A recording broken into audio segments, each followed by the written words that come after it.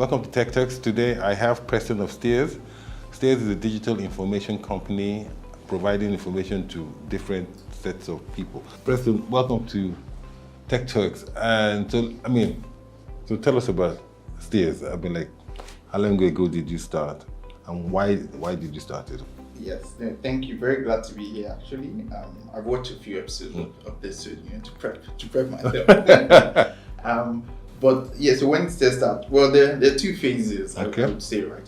Full time, we actually started in 2020. So just January 2020 is when all four co-founders actually started working full time on the business. But the other big milestone for us was actually earlier on in 2017 when we launched Stears Business, which is a publication. That was what sort of kickstarted the whole journey of Stears, and it wasn't much of a business then. We just thought, let's keep doing this thing because the information and data gap in Nigeria and Africa is wide. So we felt, keep providing this high quality information, and eventually we'll figure out how to monetize it, how to build a business out of it.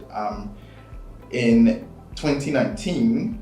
We got the opportunity to start thinking about, how to actually turn everything we're doing into a business. And that was because of traction that we got. In 2019 was the Nigerian elections, the general elections. And so in the build up to the election, people had asked us what we're going to do, because they were looking at us from the publisher's lens, but we looked from the data lens, from the information lens. And so we decided to just pull together all the election results and visualize it, real-time election results on election day. And we built the site very quickly. Again, it was still sort of part-time then, but it was just successful because on about 2 days after the election, when they started releasing results, I looked at my Google Analytics, I thought this must be a mistake. Closed it, opened it again, and we had about 2 million people using it, right? Literally clicking and reloading, and it was, that's when we really saw Nigerians fall in love with data visualization and use a different, channel to actually get their information. And since then, of course, we started talking to investors, and then the business really came together on the back of that, and we're able to work full time. So you quit your day job.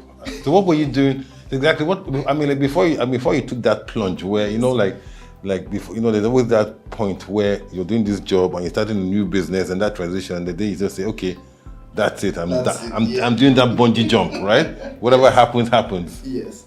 That was actually so before the day job I was working as a corporate lawyer in the UK. To be fair, it was a very nice, comfortable job, right? But I decided, things are happening in Nigeria, and I don't want to miss out, right? I don't want to come back, Too late. Yeah, too late, and you'll be meeting people and what's going on. So, 2018 was when I moved to Lagos, and it was a one-way ticket. So I knew I've arrived. This is it. I had a bit of buffer. I'll call it buffer because I had to cut a deal with my parents. Being a lawyer in the UK, they said there's no way you can be a qualified lawyer in the UK. You come to Nigeria, you will not be qualified here. We will not be able to call you barrister. So we said, no problem. So I did law school from 2018 to 2019, right? So that period, obviously studying, preparing for the bar, I was also thinking about the business, and 2019 things kicked up. But I think that 2018 was very important because I was acclimatizing to Lagos. I didn't actually grow up in Lagos. I grew up in Benin City. Okay. So Lagos was new, even though Nigeria wasn't new. And since then it's just been, building and building. But I would say when I got on that flight, I knew not going back. Not going back. Point of no return. Okay, so you're in the digital information business, and you're also in the, I would say, content creation, because you provide content to people for them to make decisions. Right? How do you get your data? How do you verify? How do you trust that data? Because you're also competing with a few content providers, magazines, newspapers, and especially all those bloggers. How do you compete for those resources?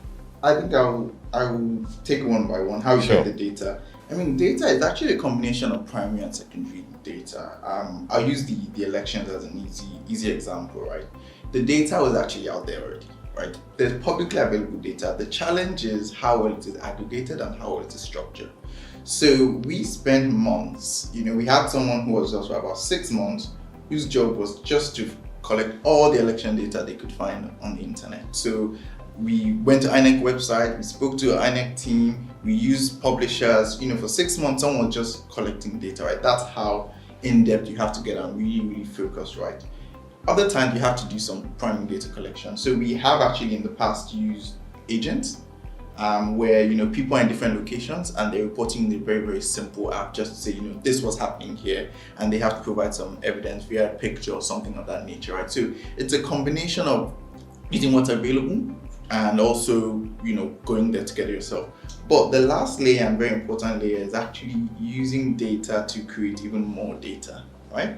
And I like to draw this line between like information and data, because to me, data in its raw form might not be very useful for decision makers, right? And when people say want to understand, let me say, financial inclusion, right? You can send them an Excel spreadsheet and they will not better understand financial inclusion without data in there.